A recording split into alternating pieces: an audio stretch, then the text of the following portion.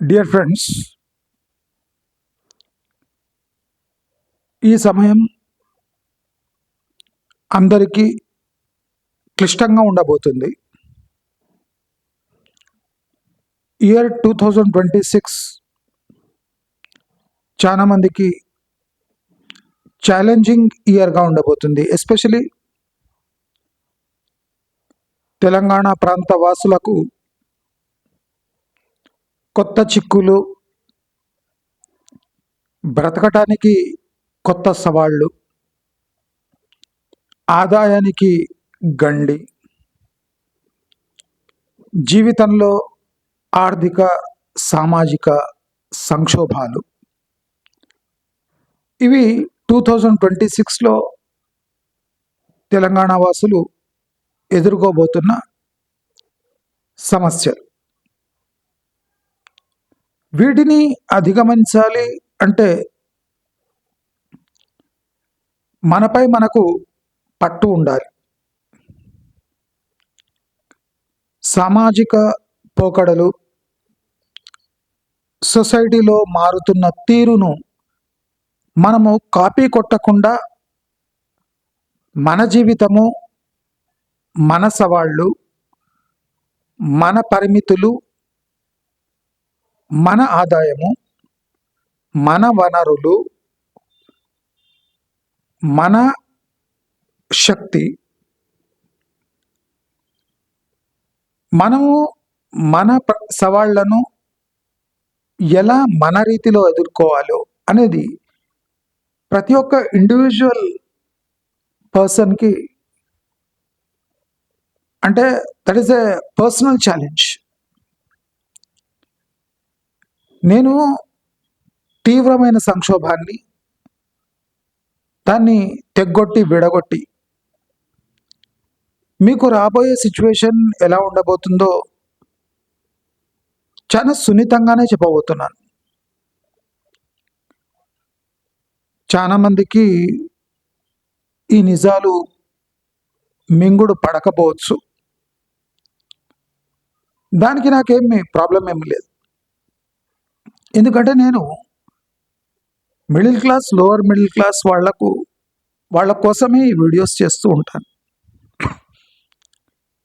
వాళ్ళ పరిమితులు నాకు తెలుసు, వాళ్ళ ఆర్థిక వనరులు తెలుసు, వాళ్ళ జీవన శైలి తెలుసు. కనుక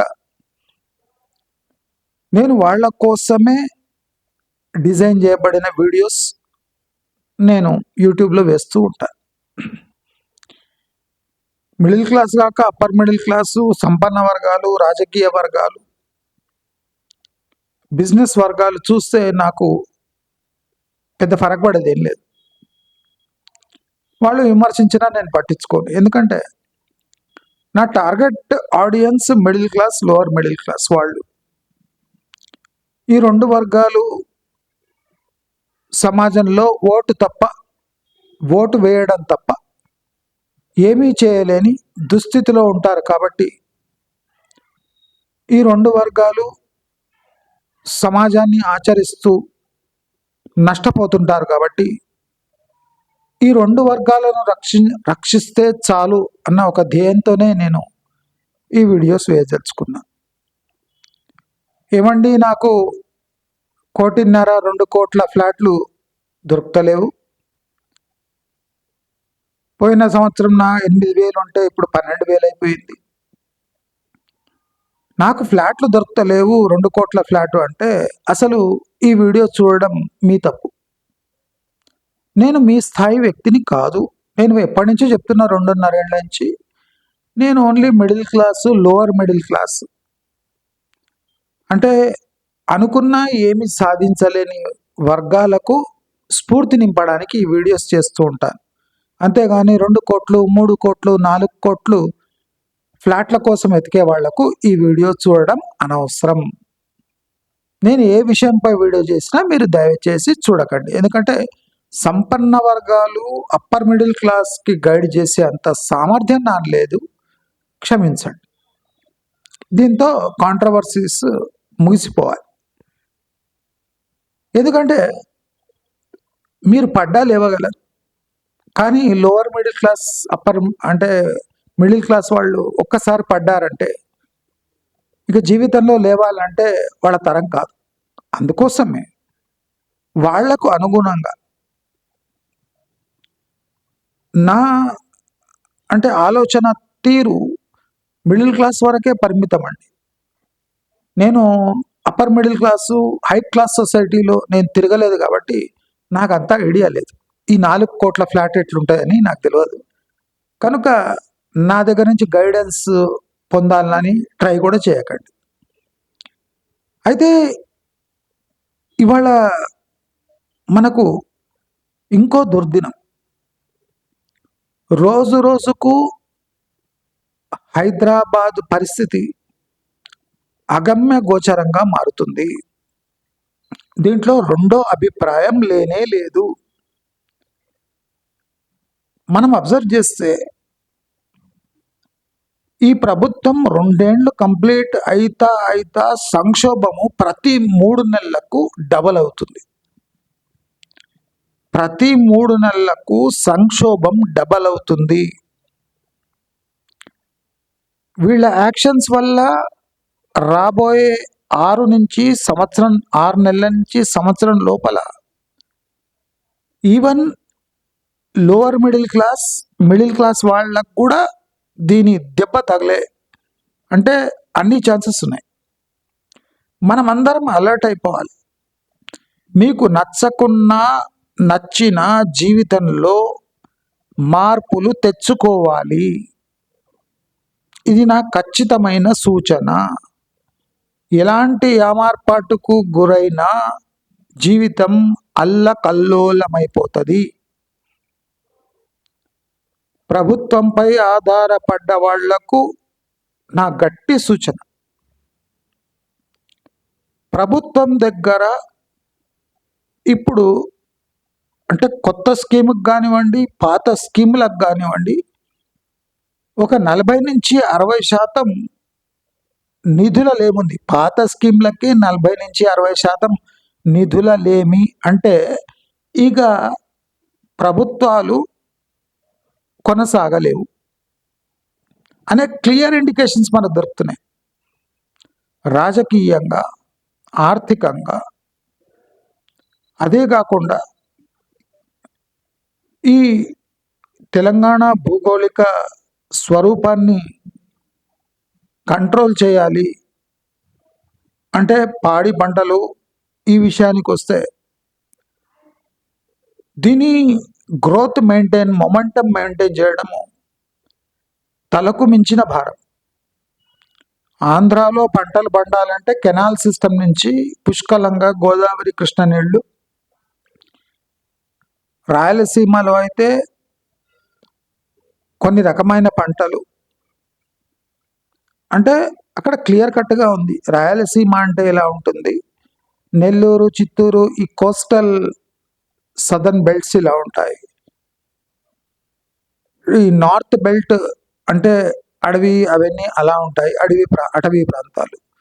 వెస్ట్ గోదావరి, ఈస్ట్ గోదావరి, ఈ కృష్ణా డెల్టా ప్రాంతాలన్నీ ఇలా ఉంటాయని క్లియర్ కట్గా డిమార్కెట్ చేస్తున్నాయి ఆంధ్రాలో. కానీ మన దగ్గర వచ్చే వరకు ప్రతిదీ సంక్షోభ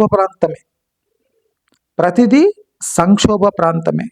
ఆ ప్రాంతాలను గత 9 ఏళ్లుగా కొన్ని ప్రాజెక్టులు కట్టి దాన్ని రివైవ్ చేద్దామని పోయే లోపే అంటే ఐదర్ ఆ ప్రాజెక్ట్స్ ఫెయిల్ అయినాయి లేదా టోటల్ ఇల్లాజికల్గా మారింది.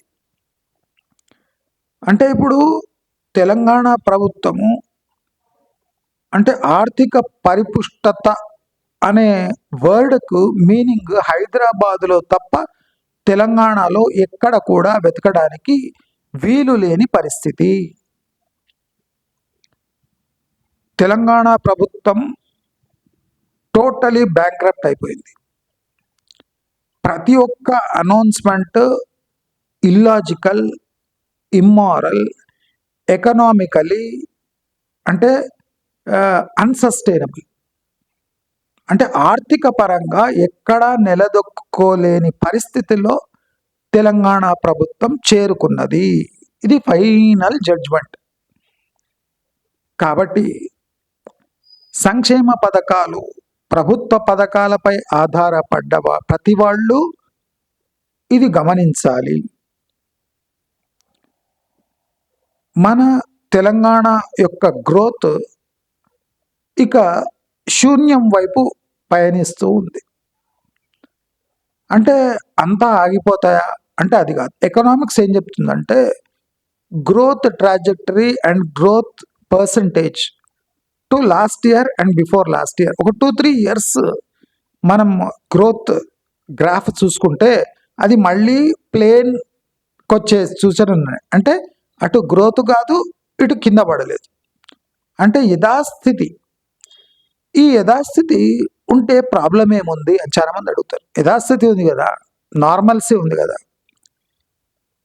మీరు గమనించాలి, పాపులేషన్ పెరుగుతుంది, పట్టభద్రులు పెరుగుతున్నారు, ఆశలు పెరుగుతున్నాయి, ఇన్వెస్ట్మెంట్ సోర్సెస్ తగ్గుతున్నాయి.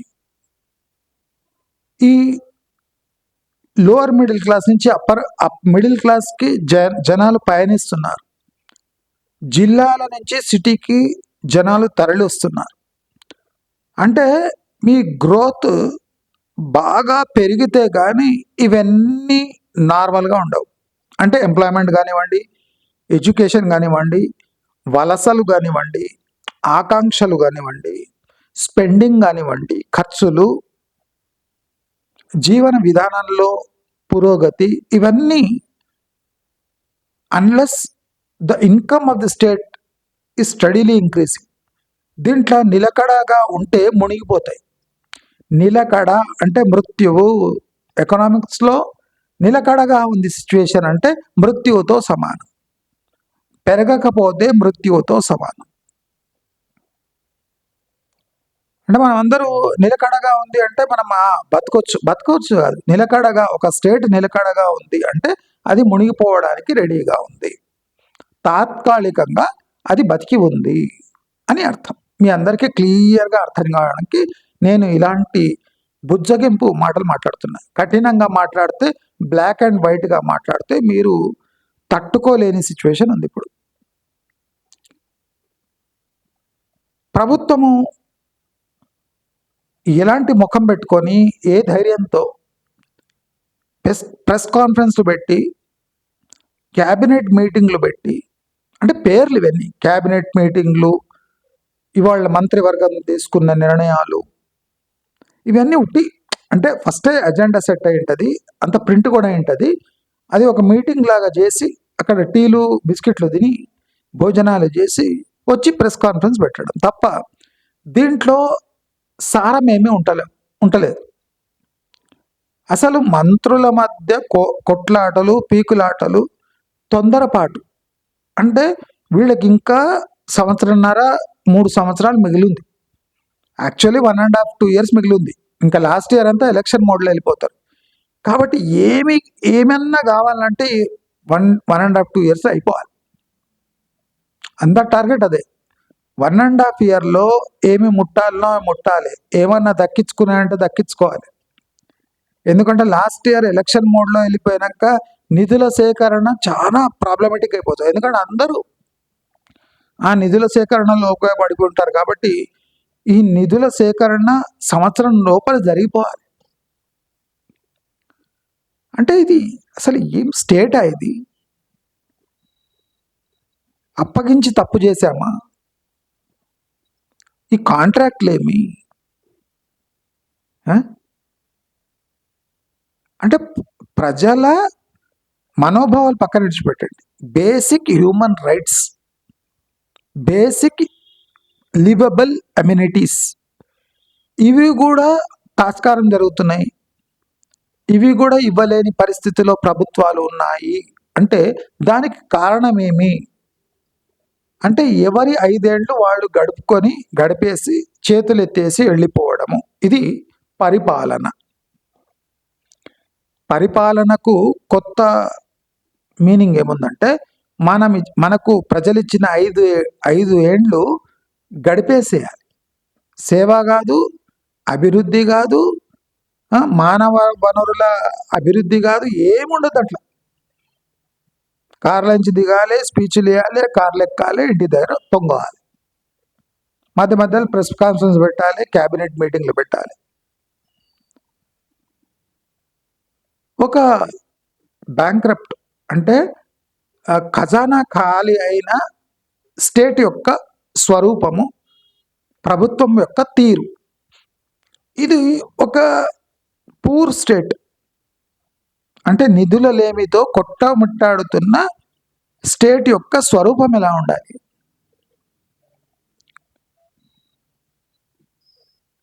First priority health, education. అంటే మేము ఏం చేయలేము, ఏ రైతుకు ఏం చేయలేము, మీరు ఏం చేసుకుంటారో చేసుకోండి, మేము హెల్త్ అండ్ ఎడ్యుకేషన్పై దృష్టి పెట్టదలుచుకున్నాము. రైతులకు సబ్సిడీతో విత్తనాలు అందిస్తాం. మీరు ఆల్రెడీ ఉన్న కరెంట్, ఫ్రీ కరెంట్ అంటారు కదా, అదొకటి ఇస్తాం. అంటే మీరు దిగి వచ్చి స్టేట్ సంక్షోభం అంటే సంక్షేమం గురించి మాట్లాడితే అనుకోకుండా వచ్చే టర్మ్ కూడా మీకు ఇచ్చే అవకాశం ఉంది. కానీ ప్రభుత్వాలు ఈ రైతుల పేరు చెప్పి సంవత్సరానికి కేవలం 10,000 కోట్లు ఖర్చు పెట్టి పవర్లో ఉండే ప్రయత్నం ఏం చేస్తున్నారు కదా, అది ప్రతి పార్టీకి 5 సంవత్సరాలు మాత్రమే ఇస్తుంది. 5వ సంవత్సరం దిగిపోవాల్సిందే. ప్రస్తుతం తెలంగాణపై ఏం లేదన్నా 12 లక్షల కోట్ల అప్పు ఉంది.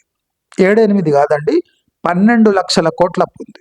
ఇంకో 3 ఏళ్లలో అది 15 లక్షల కోట్లు దాటిపోయి వడ్డీ కూడా కట్టలేని దుస్థితిలో తెలంగాణ చేరుకుంటుంది. ఇక్కడ ఇప్పుడు వస్తున్న ఇండస్ట్రీస్ మీరు గమనించాలి. మాస్ ఎంప్లాయ్మెంట్ ఉన్న ఇండస్ట్రీస్ వస్తలేవండి. మాస్ ఎంప్లాయ్మెంట్ ఇచ్చే ఇండస్ట్రీస్ వస్తలేవు. ఇక్కడ మనం ఏవియేషన్ స్పేస్ని అబ్జర్వ్ చేసిన అక్కడ ఒక 150-200 లేదా 300 ఎంప్లాయీస్ తప్ప, అంటే థౌజండ్స్ టుగెదర్ ఎంప్లాయీస్ ఉండే అవకాశం లేదు. అటువంటి మ్యానుఫ్యాక్చరింగ్ హైదరాబాద్లో జరుగుతలేదు. సాఫ్ట్వేర్ కూడా సెకండ్ రేటెడ్, థర్డ్ రేటెడ్ కాంట్రాక్ట్సే హైదరాబాద్లో చేయడం జరుగుతుంది. దానికి హై పేయింగ్ జాబ్స్ మాత్రం ఉండవు. అంటే ఇక్కడ ఇండస్ట్రియల్ పరంగా, ఇక్కడ గవర్నమెంట్ జాబ్స్ పరంగా ప్రభుత్వం చేతులెత్తేసింది. నిధులు లేవు. మొదటి తారీఖు 2023లో ఏమి జీతాలు ఇస్తుండేనో, అంటే 3 ఏళ్ల క్రితం ఏ జీతాలు ఉండనో అది 1వ తారీఖు ఇవ్వబడుతున్నాయి. మనం ఉండేది 2026, అంటే 3 ఏళ్ల పాత జీతాలు మనకు ఈరోజు ఫస్ట్కు అందుతున్నాయి. ఇది రియాలిటీ. 3 ఏళ్ల పాత జీతాలు, ఇవి కొత్త జీతాలు కాదండి. ఇప్పుడు తీసుకుంటే ప్రభుత్వ ఉద్యోగులు తీసుకుంటుంది కొత్త జీతాలు కాదు. ప్రతి నెల 3 ఏళ్ల క్రితం జీతం తీసుకుంటున్నారు. 2023లో ఏ జీతం అందుతుందో అది 2026లో తీసుకుంటున్నారు. ఇది అందరూ స్పష్టంగా అర్థం చేసుకోవాలి. మీరు వచ్చే నెల జనవరి జీతం తీసుకోరు. మీరు 2023 జనవరి జీతం తీసుకుంటారు. మీరు ఇప్పుడు 3 ఏళ్ల పాతబడ్డ జీతం, సర్ది జీతం తీసుకుంటారు. నేను చెప్తున్నా కదా, ముష్టి తీసుకుంటారు, జీతం కాదు అది. అంటే 3 ఏళ్ల బకాయిలు ఇప్పుడు ప్రస్తుతం ఒక డిఏ బకాయి 30 నెలలు చెల్లిస్తారు. అంటే వీళ్ళ 6 డిఏల బకాయిలు చెల్లించాలంటే దాదాపు 9 ఏళ్ళు పడుతుంది. ఇప్పుడు మళ్ళీ కొత్త డిఏలు వస్తే అవి ఎప్పుడు ఇస్తారో తెలియదు. పాత 6 డిఏల బకాయిలు చెల్లించడానికి 9 ఏళ్ళు పడుతుంది. ఆ సిచ్యువేషన్ ఇప్పుడు హైదరాబాద్లో ఉంది. అందరు గమనించాలి. ఇది మీ ముందే ఉంది, నేనేం అబద్ధం చెప్పేది ఏం లేదు. ఇంకా రియల్ ఎస్టేట్ అంటారా, అదో ముద్ద నష్టపు ఇది పెరుగుతూనే ఉందట. ఎట్లా పెరుగుతుంది? ఆర్థిక సంక్షోభాలు పెట్టుకొని జాబ్స్ ఊడిపోతుంటే టోటల్ ప్రాజెక్ట్లో 10% ఫ్లాట్ కూడా సేల్ కాకపోతే ధరలు పెరుగుతూనే ఉన్నాయట. ఏళ్ళు ఎతుకుతున్నారట పాపం. ఎక్కడ ఎతికినరో, ఏం చేసినరో. వీళ్ళకి ఎట్లా దొరుకుతలేవో ఆ దేవుడే వీళ్ళని కాపాడాలి, కానీ మనం ఏం చేయలేం. నేనేమంటా అంటే మీకు కొనే ధైర్యం ఉంటే కొనేసేయండి, తర్వాత 20 ఏళ్ళు వెక్కి వెక్కి ఏడవాలి నా కొడుకులారు మీరంతా. 20 ఏళ్ళు ఎట్లా ఏడుస్తారంటే 3 ఏళ్లలో 40% పడిపోతుంది రియల్ ఎస్టేట్. అంటే కోటి చెల్లించేటోడు ₹1,00,00,000 మీద ఈఎంఐ చెల్లిస్తుంటాడు, అదే వ్యక్తికి 60 లక్షలకు ఫ్లాట్ దొరుకుతుంది. వాడు 60 లక్షలపై కొత్త ఫ్లాట్లో ఉంటాడు, మీరు పాత ఫ్లాట్కి ₹1,00,00,000పై ఈఎంఐ చెల్లించాలి. తిక్క కుదురుతుంది. ఒక్కొక్కనికి నీళ్లు పడతాయి కింది నుంచి. జాగ్రత్త, ఏదో కామెంట్ రాసినట్టు కాదు, పెరిగిపోయినాయట. పెరిగిపోతే వాడు కొని రాదు దమ్ముంటే. ఇప్పుడు 9 నుంచి 11,000 అయిందట, 11,000కు కొను, 15,000 అవుతుంది. అవుతుందా చూడొకసారి. అన్నీ ఉత్త మాటలు. అవి మీరు పోయి ఆ బిల్డర్ ముందర కాళ్ళ వెళ్ళ పడితే వాడు ఎందుకు తగ్గిస్తాడు? మీరు ఖాతాదారు కస్టమర్ లాగా పోతే కాదు, మీరు చిప్ప పట్టుకొని పోతే వాడు చిప్పలు ముష్టి వేస్తాడు. వాడు మీకు ఎన్ని కార్లు ఉంటుంది ఏంది అడిగే తరీకా రాదు, అక్కడ డిమాండ్ సప్లై ఎట్లుంది తెలియదు, క్వశ్చన్స్ వేయడం అస్సలు రాదు. వాడు ఎందుకు తగ్గిస్తాడు? ఒక ప్రాజెక్ట్లో 10% కానీ ఎక్కువ సేల్స్ అయితే లేవు. పెద్ద బిల్డర్లకు కూడా అదే పరిస్థితి. వాడు తగ్గిస్తాడంటే వాడి దగ్గర బ్లాక్ మనీ అది. నేను చెప్పిన ఎందుకు తగ్గుతలేవు అని ఒక వీడియో కూడా వేసిన. ఫ్లాట్ల రేట్లు, హైరైజ్ల రేట్లు ఎందుకు తగ్గుతలేవు? ఎందుకంటే వాళ్ళంతా ఇరుక్కుపోయారు. దాన్ని తక్కువ చేస్తే సీదా బ్యాంక్కి హ్యాండ్ ఓవర్ చేయాలి, అంటే గిట్టుబాటు కాదు.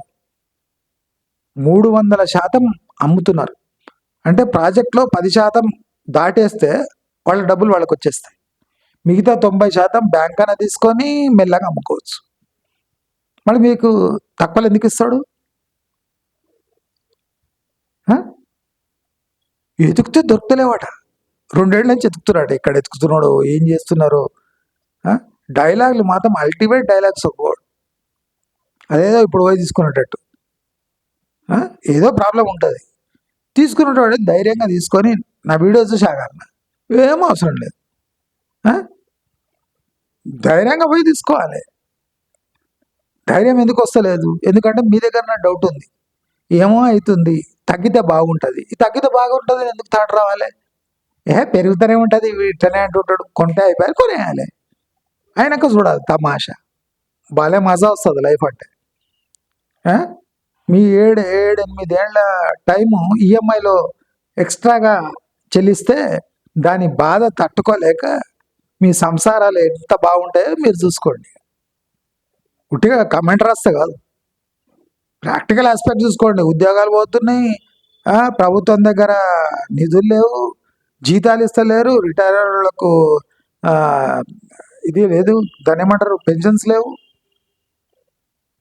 వాళ్ళ స్కీమ్స్ కుంటుపడ్డాయి. 2 స్కీమ్స్ ఇంప్లిమెంట్ అవుతున్నాయి, 6లో 2, 4 అటకన పడ్డాయి. ప్రభుత్వం మళ్ళీ రాదు, అందరికీ తెలుసు. ఈ ప్రభుత్వం ఏం గిమికి చేసినా మళ్ళీ రాదని వాళ్ళకు కూడా తెలుసు. అంటే ఇంత ప్రభుత్వంలో క్లారిటీ ఉంది, మళ్ళా ఎట్టి పరిస్థితులు రావని. మనకెందుకు డౌట్ ఉండాలి? మన కాన్ఫిడెన్స్ ఏం చూస్తుంది? కాన్ఫిడెన్స్. నేను అబద్ధం చెప్తున్నాను అనుకోండి, మీరు ధైర్యంగా ముందుకు పోండి, ఎవ్వడు ఏమంటలేడు.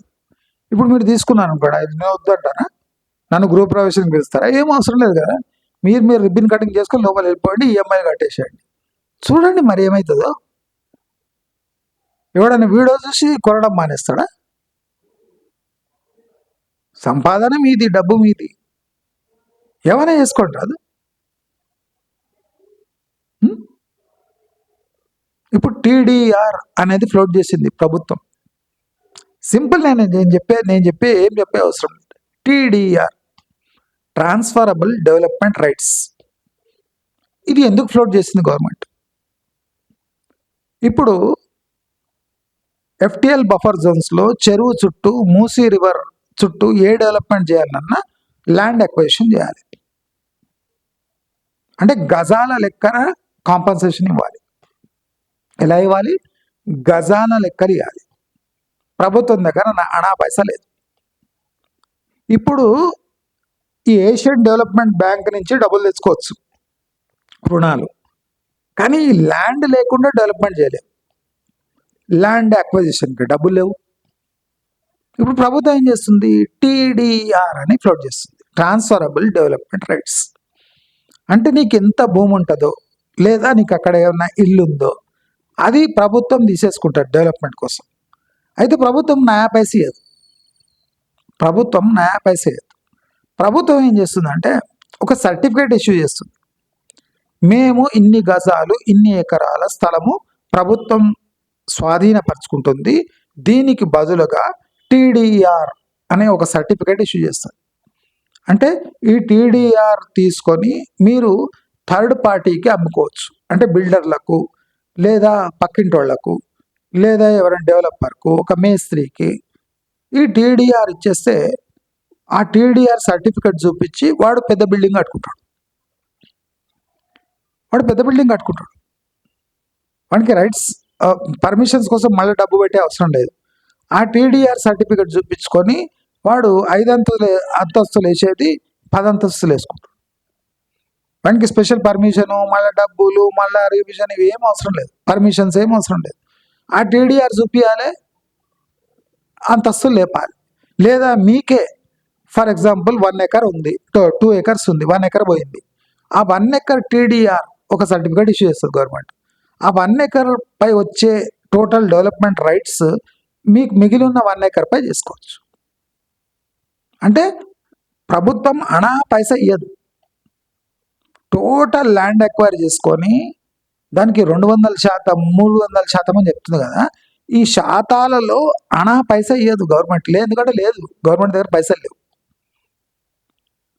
ప్రాజెక్టు చెయ్యాలి, మూసీ ప్రాజెక్ట్ కానివ్వండి, ఈ ఎఫ్టిఎల్ బఫర్ జోన్స్లో ఉన్న ప్రాజెక్ట్ చేయాలంటే ల్యాండ్ ఎక్విజిషన్ చేయాలి. ల్యాండ్ ఎక్విజిషన్ చేయడానికి డబ్బులు లేవు. మీరు చూడండి, ఇప్పుడు నేను ఎగ్జాంపుల్ చెప్తా. ఆ ఫ్యూచర్ సిటీలో 13,000 ఎకరాలు పాత ప్రభుత్వం తీసుకున్నది. దాన్ని ఇప్పుడు 30,000 ఎకరాలు 40,000 ఎకరాలు చేస్తారట. ఇంకా ఒక 30,000 ఎకరాలు తీసుకుంటారట. దానికి పైసలు ఎక్కడున్నాయి? లేవు, పైసలు లేవు. ఇప్పుడు ఈ టీడీఆర్ అని ఎందుకు ఫ్లోట్ చేసిండ్రు? ఎందుకంటే ఇక్కడ మూసి దగ్గర కానివ్వండి, ఎఫ్టిఎల్ బఫర్ జోన్ చెరువుల చుట్టూ ఏమైనా డెవలప్మెంట్ చేయాలంటే ఎవరికైనా పట్టా భూమి ఉంటే వానికి వేయడానికి డబ్బులు లేవు. ఏం చేయాలి? టీడీఆర్లు ఫ్లోట్ చేస్తాం. TDR transferable development rights. ఈ రైట్స్ తీసుకొని వాడు భూమి ఉన్నోడు కూర్చుంటాడు. ఎవడైనా పెద్ద బిల్డరు వానికి ఇప్పుడు ప్రభుత్వం ఏం చేసింది, ఈ టీడీఆర్లు అమ్ముడు పోకపోతే, ఇప్పుడు ఎవరి దగ్గర ల్యాండ్ తీసుకున్నాము, వానికి ఒక టీడీఆర్ సర్టిఫికేట్ ఇచ్చినాం, ఇన్ని ఎస్ఎఫ్టీలు ఇన్ని స్క్వేర్ యార్డ్స్ మీరు డెవలప్ చేసుకోండి అని ఒక సర్టిఫికేట్ ఇచ్చినాం. వాడి దగ్గర ఏం లేవు డెవలప్ చేసుకోవడానికి, మొత్తం ప్రభుత్వం తీసేసుకుంది. వాడుకున్న 6 ఎకరం వెళ్ళిపోయింది. వాడుకో టీడీఆర్ వస్తుంది. ఆ టీడీఆర్ ఎవరు కొనాలి? ఏ రేటుకి కొనాలి? అందుకోసం ప్రభుత్వం ఏం చేసింది, ఈ హై రైజ్ కట్టేటోళ్ళు ఎక్కడి నుంచైనా ఎవరిదైనా టీడీఆర్ తెచ్చుకొని అది మున్సిపాలిటీ వాళ్లకు అప్రూవింగ్ ఏజెన్సీకి ఇచ్చేసి మీరు 5 అంతస్తుల పై 10 అంతస్తుల పై ఏం కట్టేసిందా ఆ టీడీఆర్ తీసుకొని కట్టేసుకోండి. అంటే స్పెషల్ పర్మిషన్ ఏం అవసరం లేదు, టీడీఆర్స్ ఉంటే చాలు. అంటే ప్రభుత్వం యొక్క బ్యాంక్రప్సీని, అంటే డబ్బు లేని తనాన్ని ఒక సర్టిఫికేట్ రూపంలో, అంటే ప్రభుత్వంపై బిల్డర్లు అసాన్ చేస్తున్నట్టు. ప్రభుత్వం ఏం చేసింది, టీడీఆర్లు అమ్ముడు పోవు అంత ఈజీగా. అంటే కట్టేటోడే తీసుకుంటాడు. ఆ కట్టేటోడికి ఏ రేట్లు అమ్మాలి? వాడు తక్కువలో అడిగితే, ఫర్ ఎగ్జాంపుల్ 1 ఎకరా మూసి పక్కకు అమ్మితే ఒక 2 కోట్లు వస్తుంది అనుకుందాం. వానికి 1 ఎకరా ఒక టీడీఆర్ ప్రభుత్వం ఇచ్చేసింది. వాడు చూసిండు, వాడిని చూసి ఈ టీడీఆర్ నాకు తక్కువ కావాలి, లేకపోతే నేను తీసుకోను అన్నాడు. వీనికి టీడీఆర్ ఎలా అమ్మాలో ఎక్కడ అమ్మాలో తెలియదు. టీడీఆర్ ఎవరు తీసుకుంటలేడు. ఫర్ ఎగ్జాంపుల్ ఎవరికి అవసరం లేదు, టీడీఆర్ తీసుకుంటలేడు. ఏం చేయాలి? అందుకో ప్రభుత్వం ఏం చేసింది, టీడీఆర్ హై రైజర్స్కి వాళ్లకు కంపల్సరీ చేసింది. మేము పర్మిషన్ ఏమో 10% of TDR, me total development దీంట్లో 10% టీడీఆర్సి ఉపయోగించాలి అని ఒక రెగ్యులేషన్ పెట్టింది. అంటే ఇప్పుడు బిల్డర్స్ టీడీఆర్ ఉన్న వాడిని ఎత్తుకుంటూ పోవాలి. వాడు గట్టిగా ఉన్నాడా సరిపోయింది, వాడు వీక్గా ఉంటే తక్కువ రేట్లో టీడీఆర్ డెవలప్మెంట్ రైట్స్ తీసుకొని వచ్చి వాడు హై రైజ్లో పెద్ద బిల్డింగ్ కట్టచ్చు.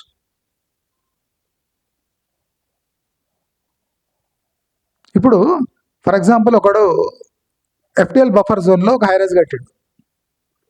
వాడిది టోటల్ ఒక 9 acres ప్రాజెక్ట్ ఉంది. దాంట్లో ఒక 1/2 acre వానికి మా డెవలప్మెంట్లో పోతుంది, ప్రభుత్వం తీసేసుకుంది. వానికి 1/2 acre 1 acre టీడీఆర్ వస్తుంది. వాడు ఒక 20 అంతస్తులు కట్టేది 30 అంతస్తులు కడతాడు. వానికి అడ్వాంటేజ్ ఉంది. సామాన్యునికి టీడీఆర్ తీసుకొని ఎక్కడ అమ్మాలి, ఏ రేటుకి అమ్మాలి, ఆక్షన్ చేయవచ్చా టీడీఆర్, ఆన్లైన్ లైవ్ యాక్షన్ పెట్టొచ్చా టీడీఆర్. ఈ టీడీఆర్ ప్రభుత్వమే ఎందుకు అమ్మివ్వదు? ఇప్పుడు టీడీఆర్ ప్రభుత్వమే ఇస్తుంది కదా, ప్రభుత్వమే టీడీఆర్లను ఫ్లోట్ చేసి ఇగో ఇన్ని టీడీఆర్లు ఉన్నాయి, ఈ టీడీఆర్లు తీసుకోండి అని చెప్తే ఆ టీడీఆర్ అమ్మినాక ఆ పైసలు ఈ బాధితులకు ఇవ్వచ్చు కదా, ఈ ల్యాండ్ పోయే వాళ్ళకు ఎందుకు ఇస్తలేదు? ఈ టీడీఆర్లో కూడా రెండో మతలబు ఉంది.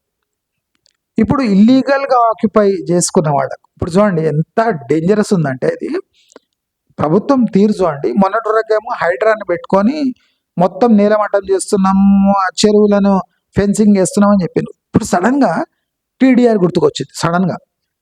ఇప్పుడు అప్పుడు కోల్పోయిన వాళ్ళు కోల్పోయినారు, ఇప్పుడు ఫ్రెష్ ఉన్న వాళ్ళకు టీడీఆర్ ఇంప్లిమెంట్ చేస్తున్నారు. అంటే నీ పట్టా భూమి ఉన్నా, నీవు కోల్పోయినా, నీ ఇల్లు కోల్పోయినా, నీవు ఇల్లీగల్గా కట్టుకున్నా నీకు టీడీఆర్ వస్తుంది. అంటే నీకు నైతిక హక్కులు లేకపోయినా, ఇప్పుడు కొంతమంది పట్టా భూమి ఉంటుంది, వాడికి నీట్గా టీడీఆర్ వచ్చేస్తుంది. కొంతమంది ఏళ్లుగా ఆ ప్రాంతాల్లో ఉంటున్నారు, వాళ్ళకేదో తెల్ల కాగితం మీద రిజిస్టర్ సేల్ డీడ్ ఉంది. ఇప్పుడు ఆ చిన్న చిన్న ఎవరెవరు ఉంటున్నారో పెద్ద చేపలు వచ్చి ఆ చిన్న చేపల్ని తినేస్తాయి, తినేసి ప్రభుత్వం దగ్గర టీడీఆర్ గుంజేస్తాయి. అంటే ఇల్లీగల్ ల్యాండ్స్ కూడా టీడీఆర్ ఇష్యూ చేసే ఛాన్సెస్ ఎక్కువ ఉన్నాయి. అంటే చాలా మంది ఆక్యుపై చేసుకున్న ప్రాంతాలను ఇప్పుడు ప్రభుత్వం దానికి లీగల్గా టీడీఆర్ ఇస్తుంది. ఇప్పుడు పట్టా ఉన్న వాళ్ళకు లీగల్గా వచ్చేస్తుంది, ఈ కబ్జా చేసిన వాళ్ళకు కూడా టీడీఆర్ వస్తుంది. ఎందుకంటే మనం చూస్తున్నాం ప్రభుత్వ భూములే కబ్జా చేసినప్పుడు ఈ బఫర్ జోన్ ఎఫ్టీఎల్ కొనడం పెద్ద పని కాదు. ఇప్పుడు కొంతమంది ఒక రైతుది ఎఫ్టీఎల్లోనో బఫర్ జోన్లోనో ల్యాండ్ ఉంటుంది, వాడిని బెదిరించి రేపు ప్రభుత్వం తీసుకుంటే నీకు ఏం రాదు అని చెప్పి వాడికో 5-10 లక్షలు ఇచ్చి ఎకరా తీసేసుకొని వాడు టీడీఎల్కి అప్లై చేసేసి ఒక 80 లక్షలు 90 లక్షలు టీడీఎల్ పొంది ఒక పెద్ద బిల్డర్కి పర్మిషన్ ఇచ్చేసి ఆ టీడీఎల్ అమ్మేసుకునే ఛాన్స్ ఉంది. టీడీఆర్ని అట్లా అమ్ముకోవచ్చు. ఇప్పుడు అదే జరుగుతుంది చూడండి. ఇప్పుడు చెరువు ప్రాంతాలు ఎఫ్టీఎల్ బఫర్ జోన్స్కి హ్యూజ్ డిమాండ్ ఏర్పడుతుంది. అమాయకులను టోపేసి ఆ ఏరియాలు కొనేసి టీడీఆర్ వచ్చేస్తారు, టీడీఆర్ తీసుకొని ఎక్కువ రేట్లకు అమ్ముకుంటారు. ఇదంతా ఎవడు చేస్తాడు? పొలిటికల్ పీపుల్, అంటే దందే బాజులు ఈ పని చేస్తారు. ఇప్పుడు వీళ్ళంతా ఎంటర్ అవుతారు. ఇప్పుడు ఈ టీడీఆర్ని అడ్డం పెట్టుకొని పొలిటీషియన్స్, దళారులు, ఇండస్ట్రియలిస్ట్, బిల్డర్లు ఎంటర్ అయిపోయి మొత్తం గబ్బు లేపుతారు. అంటే ఇప్పుడు హైడ్రా యూటిలిటీ ఏముంది? టీడీఆర్ వచ్చినాక ఇప్పుడు హైడ్రా ఏం చేయలేదు. హైడ్రా ఏం చేసినా దానికి టీడీఆర్ వస్తుంది. ఇప్పుడు అర్థం ఏమంటే హైడ్రా ఎలాంటి చర్యలు తీసుకున్నా మీకు టీడీఆర్ వస్తుంది. ప్రాక్టికలీ ఇల్లీగల్ ఆక్యుపేషన్కి టీడీఆర్ రావద్దు. కానీ మీరు ఇప్పుడు హైడ్రా యాక్షన్ తీసుకుంటుంది అంటే మీకు టీడీఆర్ వచ్చినట్టే. ఇప్పుడు చూడండి, హైడ్రా యాక్షన్ లీగలైజ్ అయిపోయింది. హైడ్రా ఏ యాక్షన్ తీసుకున్నా పెనాల్టీ ప్రభుత్వం రూపాయి ఖర్చు లేకుండా కడుతుంది. ఎందుకంటే వాళ్ళకి రూపాయి ఇచ్చే అవసరం లేదు, ఒక సర్టిఫికేట్ ఇవ్వాలి. 2 ఎకరాల టీడీఆర్, 100 గజాలు టీడీఆర్, 2000 గజాల టీడీఆర్. అంటే ఉటి పత్రం ప్రింట్ చేసి ఇవ్వాలి. అది అమ్ముకోవాలి, సదరు వ్యక్తి అమ్ముకోవాలి. అమ్ముకునే బాధ్యత ఆ వ్యక్తిదే. భూమి ఉంటే భూమి అమ్ముకోవచ్చు, ఆస్తి ఉంటే ఆస్తి అమ్ముకోవచ్చు, బిల్డింగ్ ఉంటే బిల్డింగ్ ఈ సర్టిఫికేట్ ఎట్లా అమ్ముకోవాలి?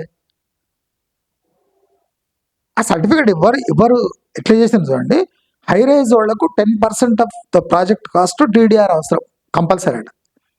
ఫర్ ఎగ్జాంపుల్ కొన్ని రోజులైనాక ఈ టీడీఆర్ అన్నీ అయిపోతాయి అనుకోండి, టీడీఆర్లు మొత్తం తీసేసుకుంటారు. బిల్డర్లు వాళ్ళు వీళ్ళు డెవలప్మెంట్ చేసేటోళ్ళు తీసేసుకుంటారు. తర్వాత టీడీఆర్ నిబంధన తీసేస్తారా? ఎప్పుడు తీసేస్తారు? అందరు అమ్మలేదనుకోండి టీడీఆర్, అప్పుడు ఏం చేస్తారు? ఆ టీడీఆర్లు మురిగిపోతాయన్న అంటే టీడీఆర్కు డిమాండ్ ఉండదు, ఆ టీడీఆర్లు మెల్లగా నొక్కేయచ్చు. అంటే ఇది ఏదో కాన్స్పిరసీ వల్లే ఈ టీడీఆర్ వచ్చింది. 100% ఇది పెద్ద స్కామ్ అవుతుంది. చూడండి, కబ్జాదారులకు మంచి అవకాశం. కబ్జాదారులకు పట్టా భూములకు ఈజీగా టీడీఆర్ వస్తుంది, నిజాయితీగా టీడీఆర్ వచ్చేస్తుంది. ఈ కబ్జా చేసుకున్న వాళ్ళు మ్యాక్సిమం టీడీఆర్ తీసుకుంటారు. చూడండి మీరు, దాన్ని ఏదో విధంగా లీగలైజ్ చేసేసి మా పట్టా పోతుంది, మా భూమి పోతుంది, ఇన్ని ఏండ్ల నుంచి ఉంది అని కోర్టు కేసులు వేసి టీడీఆర్ గుంజుకొని ఆ టీడీఆర్ అమ్మేసుకొని పెద్ద పెద్ద పొలిటీషియన్స్, బిల్డర్లు, వ్యాపారవేత్తలు, దళారులు దందా స్టార్ట్ అయిపోతుంది. అంటే చూడండి, ఒక్క రూపాయి చెల్లించకుండా ఎకరాలకు ఎకరాలు తీసుకొని ఏషియా డెవలప్మెంట్ బ్యాంక్ నుంచి మూసీ ప్రక్షాళన డబ్బు తీసుకొని 5,000 కోట్లు దేనికి ఖర్చు పెడుతుండ్రు? డెవలప్మెంట్ కోసం. ఇప్పుడు ఎవరి దగ్గర భూమి తీసుకుంటుండ్రు, ఈ ఏషియన్ డెవలప్మెంట్ బ్యాంక్ డబ్బులతో చెల్లించవచ్చు, వద్దు, ఫ్రీగా టీడీఆర్ అని ఒక సర్టిఫికేట్ ఇచ్చేసి అది మీరు అమ్ముకోండి అని చెప్పి ఆ బాధ్యత అంతా అంటే భూమి కోల్పోయిన వాళ్ళని ఎత్తి మీద వేసేసి ఆ ఏరియా మొత్తం ప్రభుత్వ పరం చేసుకొని ఇంకా వాళ్ళు ఏం డెవలప్మెంట్ చేస్తారో వాళ్ళు ఇట్లా అమ్ముకుంటారో అమ్ముకుంటారు. ఇప్పుడు డెవలప్మెంట్ చేసిన ఆ ఏరియాని ప్రభుత్వం బహిరంగంగా ఆక్షన్ పెట్టి అమ్మేస్తుంది. దీనికి అట్లీస్ట్ 5 డబ్బు ప్రభుత్వానికి వస్తుంది. అంటే ఒక సర్టిఫికేట్ చూపించి సామాన్య జనాలకు అంటే పక్కకు జరిపేసి అదే భూములపై ప్రభుత్వం హక్కు తీసుకొని దాన్ని ఆక్షన్ పెట్టి 1,000 కోట్లకు అమ్మేసుకుంటుంది. బిల్డర్లకే అమ్మేయచ్చు. టీడీఆర్తో పాటు ఈ డెవలప్మెంట్లో భాగస్వామ్యం పొందుతున్న వాళ్లకు ఈ టీడీఆర్లే అంటగట్టొచ్చు. అంటే చూడండి ఎట్లా పరిస్థితి ఎట్లా వచ్చింది. ప్రభుత్వం దగ్గర ఒక 100 గజాలు కోసం డబ్బులు ఇచ్చే అంత ఓపిక వాళ్ళకు డబ్బులు లేవని చెప్తున్నారు. వాళ్ళన్నిటికీ టీడీఆర్లు ఫ్లోట్ చేస్తారు. అంటే మూసీ గుండా, చెరువుల గుండా, కుంటల గుండా ఎంత ల్యాండ్ అక్వైజిషన్ జరుగుతుందో దానికి నయా పైసా ప్రభుత్వం ఇప్పటి నుంచి ఇవ్వదు. ఓన్లీ టీడీఆర్ అనేది ఒకటి సర్టిఫికేట్ చేతిలో పెట్టి ఇన్ని గజాలు మేము తీసుకున్నాము, ఇన్ని ఎకరాలు మేము తీసుకున్నాం, ఈ టీడీఆర్ సర్టిఫికేట్ ఇస్తున్నాం, ఈ సర్టిఫికేట్ చూపించి నువ్వు ఇవ్వడానికన్నా అమ్ముకో, ఏ రేటుకి అమ్ముకుంటావు నీ ఇష్టం, ఫిక్స్డ్ రేట్ లేదు. ఉన్నా ఆ రేటుకు తీసుకోవాలనే రూల్ ఏం లేదు. ఒకటి తెలిసింది, వీడు టీడీఆర్ అమ్ముతున్నాడు, మనకు ఆ టీడీఆర్ వీడి దగ్గర కొట్టేయాలంటే వాడిని ప్రెషరైజ్ చేయాలి. ఎంతమంది టీడీఆర్కి పోటీ ఉంటే పర్వాలేదు, టీడీఆర్కి పోటీ లేదనుకోండి ఆ సర్టిఫికేట్ వాడి దగ్గరనే మురిగిపోతుంటుంది. ఆ మురిగిపోయిన సర్టిఫికేట్కి వాల్యూ ఏముంటుంది? భూమి ధరలు ఒక 2-3 years అయినాక భూమి ధరలు పెరిగినట్టు టీడీఆర్ వాల్యూ అయితే పెరగదు. టీడీఆర్ అనేది ఒక temporary certificate to encash your piece of land through third party. ఇది టీడీఆర్ అంటే పనితీరు. మీరు జస్ట్ గమనించండి. అంటే ప్రభుత్వం దగ్గర ఏ డెవలప్మెంట్ చేయడానికి డబ్బులే లేవు. అది కాకుండా మళ్ళీ ఇప్పుడు urban bodies election, urban bodies elections కోసం అంటే ఇక్కడ funds problem. Urban bodies run చేయాలంటే ఫండ్స్ ప్రాబ్లం. మున్సిపాలిటీస్ ఎలక్షన్స్ అంటే మామూలుగా ఉండదు. ఇప్పుడు మీరు చూడండి, మెట్రో కోసం 2,000 కోట్లు, భూసేకరణ కోసం 2,000 కోట్లు. Metro flop. First phase, second ఫేజే ఫ్లాప్. ఇప్పుడు second phase, second B plus third phase, దీనికి ల్యాండ్ అక్విజిషన్ సెంట్రల్ గవర్నమెంట్ కొర్రీలు పెడుతుందట. కొర్రీలు ఎందుకంటే అది తప్పుడు ప్రాజెక్టు. ఫస్ట్ ఫేజ్ ఫెయిల్ అయ్యి బ్యాంక్రప్ట్ అయిపోయి ఎల్ఎన్టీ నడిపియలేక ప్రభుత్వం తీసుకోలేక సతమతం అవుతుంటే ఫేజ్ 2కి ఎట్లా అప్రూవల్ ఇస్తుంది సెంట్రల్ గవర్నమెంట్? నిధులు ఎందుకు ఇస్తుంది? మీ దగ్గర టీడీఆర్లు ఫ్లోట్ చేసి డబ్బులు లేక టీడీఆర్లు ఫ్లోట్ చేస్తుంటే సెంట్రల్ గవర్నమెంట్ ఇదంతా గమనిస్తూ మీ కొత్త మెట్రో రైల్కి నిధులు 1,000 కోట్లు ఇస్తుందా?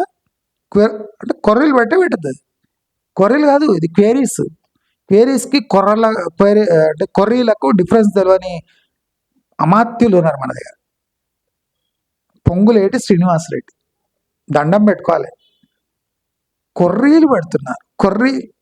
కొర్రీలు కాదు, క్వేరీస్ ఇస్తే మీరు జాబ్ వేయలేకపోతున్నారు. క్వేరీస్కి కొర్రీలకు చాలా డిఫరెన్స్ ఉంది. క్వేరీ అంటే క్వశ్చన్స్, దానికి జాబ్ వేయలేకపోతున్నాం. దాన్ని క్వేరీలను అంటే క్వశ్చన్స్ని మీరు కొర్రీలు పెడుతున్నారు అంటారు. అంటే అడ్డుకుంటుంది ప్రభుత్వం, సెంట్రల్ గవర్నమెంట్ అంటారు.